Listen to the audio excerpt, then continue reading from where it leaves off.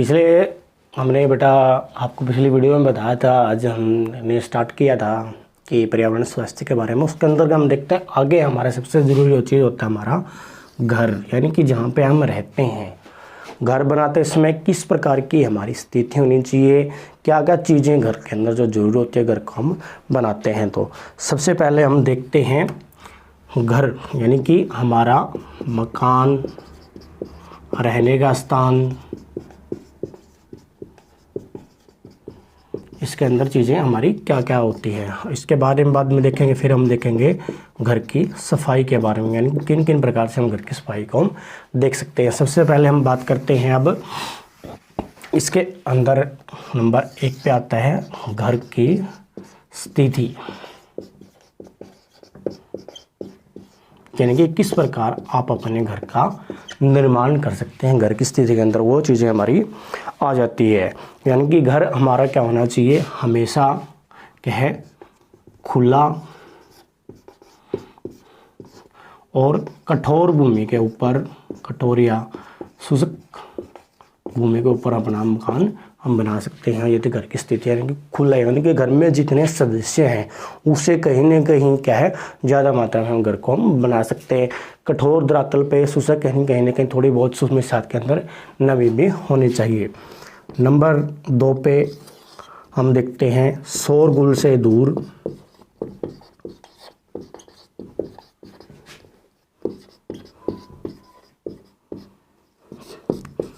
कहने का मतलब है शोरगुल से दूर मतलब है आप जो भी आप अपना घर बना रहे हैं उसके आसपास कारखाने, मंडी, रेलवे स्टेशन,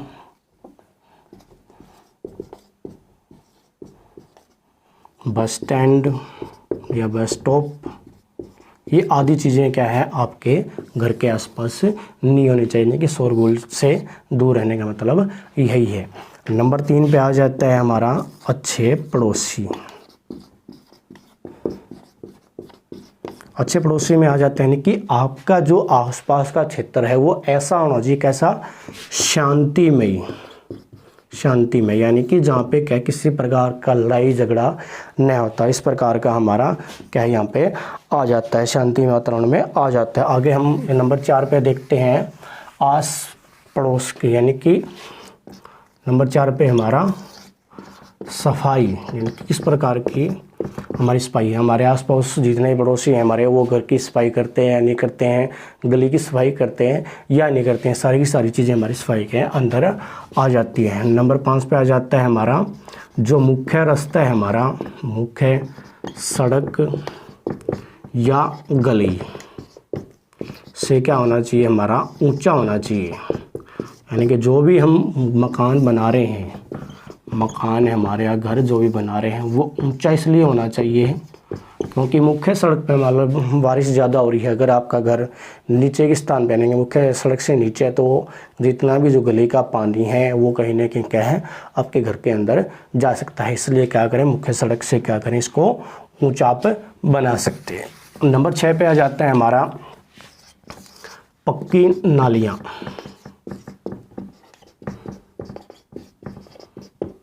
यानी कि दूषित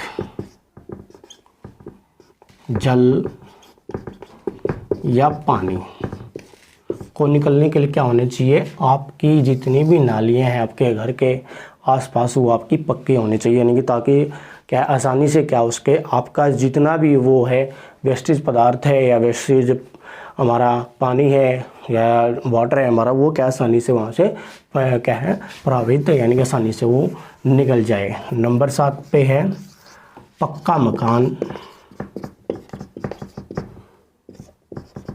यानी कि जितना भी आपका मकान बन रहे हैं वो क्या है पूर्ण रूप से क्या निर्माण करें, उसका पक्के ईंटों के साथ क्या अच्छे से अपने घर का आप निर्माण करें। नंबर 8 पे घर की नींव, यानी कि घर की नींव कहना चाहिए मजबूत, यानी कि अच्छे से अच्छा जो सीमेंट है या सीरिया है, जितनी चीज़ें हम घर के अंदर प्रयोग होती है अच्छे से आपकी बेस्ट क्वालिटी की आपके मकान के अंदर होनी चाहिए। मजबूत नींव अच्छी, यानी कि अच्छी आप नींव देकर के अच्छे घर का वहाँ पर निर्माण कर सकते हैं। नंबर 9 पे आता है इसमें आपका जितना भी क्षेत्र है, यानी कि शौचालय, स्नानघर,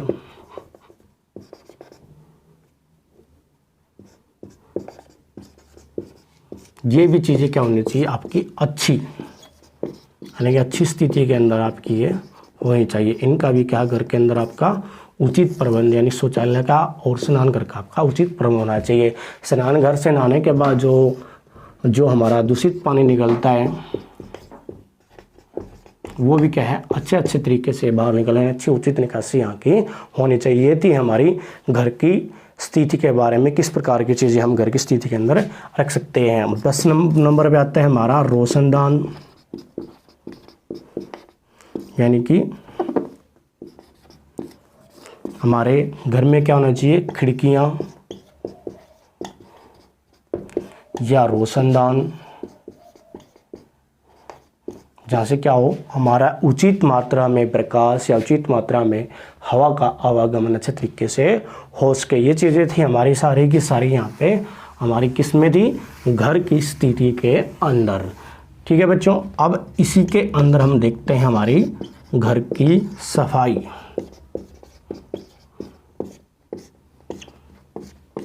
देखते हैं हम घर की स्थिति हमने देख ली। घर के अंदर जो असफाई के कारण है वो क्या क्या हो सकते हैं, देखते हैं। नंबर 1 पे हो जाता है हमारा सदस्यों की संख्या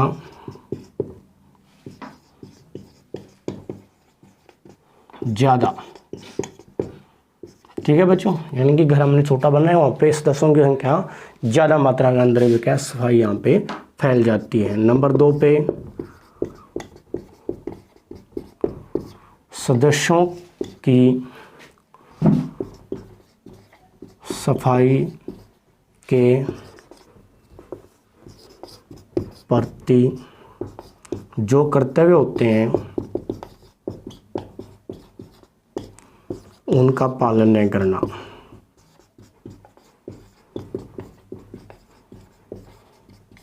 ठीक है बच्चों, सदस्य जितने भी सदस्य घर में होते हैं सबका अपना अपना कार्य होता है, यानी किस प्रकार से वो उनकी सफाई रख सकता है। यानी कि सदस्यों के जो भी सफाई के कार्य हैं उनके ऊपर क्या करते हुए हैं, उनका उचित जानकारी उनको नहीं होती, नहीं उनका उचित रूप से वो पालन यहाँ पे करते हैं।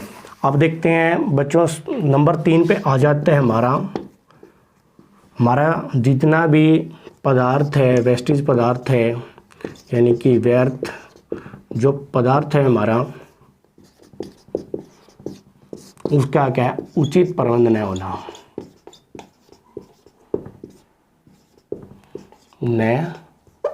होना। इसके अंदर क्या जाता है आपके सब्जियों के छिलके, सब्जियों का जो वेस्ट पदार्थ है, आपके फलों का जो वेस्ट पदार्थ है, यानी कि जिनका भी क्या कहना है कि उचित प्रबंध हमारा घर में हमारा नहीं होता है। आगे हम देखते हैं नंबर 4 पे आ जाता है हमारा, यानी कि घर में विश्राम गृह या अतिथि गृह, यानी कि कोई भी अगर अतिथि वहाँ पे आ जाता है उसके रहन सहन का विश्राम गृह का उचित प्रबंध न होने का भी हमारे कहीं ना कहीं असफाई के अंदर, हमारी घर की सफाई के अंदर आ जाता है। अब देखते हैं सफाई किस प्रकार से हम घर की कर सकते हैं। सफाई के नियम, नंबर 1 वही है बच्चों, सबसे पहले क्या करें, जितने भी घर के सदस्य हैं उनको क्या करें, जानकारी दें, यानी कि सफाई आपके लिए महत्वपूर्ण क्यों है, उनके कर्तव्यों के बारे में आप उनको लगातार बता सकते हैं। नंबर 2 पे व्यर्थ पदार्थों की उचित निकासी, यानी कि जितने वेस्टेज पदार्थ हैं उनकी उचित निकासी का प्रबंध होना चाहिए। यानी कि घर में कूड़ेदान का क्या हम प्रयोग यहाँ पे कर सकते हैं, कूड़ेदान का यहाँ पे हमें प्रयोग करना चाहिए, ताकि सब्जियों का, फलों के जो छिलके होते हैं वो क्या करें, आसानी से कूड़ेदान के अंदर हम इनको डाल सकते हैं। और नंबर 3 पे दूषित पानी की उचित निकासी,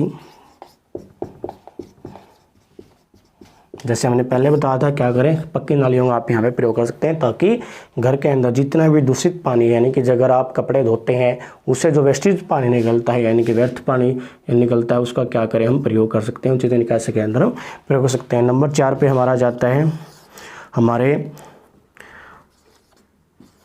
पड़ोस का वातावरण, यानी कि हमारे अड़ोस पड़ोस के अंदर किस प्रकार का वातावरण है, वहाँ पे किस प्रकार की सफाई है, वहाँ के लोग सफाई के बारे में जानकारी प्राप्त करते हैं या नहीं करते हैं, ऐसी भी जानकारी हम इनके अंदर आ जाते हैं। नंबर 5 पे आ जाता है हमारा, जितने भी हमारे घर के कमरे होते हैं उनमें क्या करें, पानी का उचित प्रबंध और शौचालय,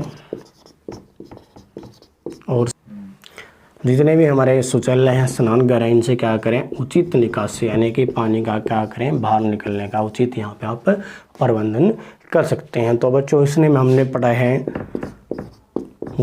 घर को बनाते समय सावधानियाँ,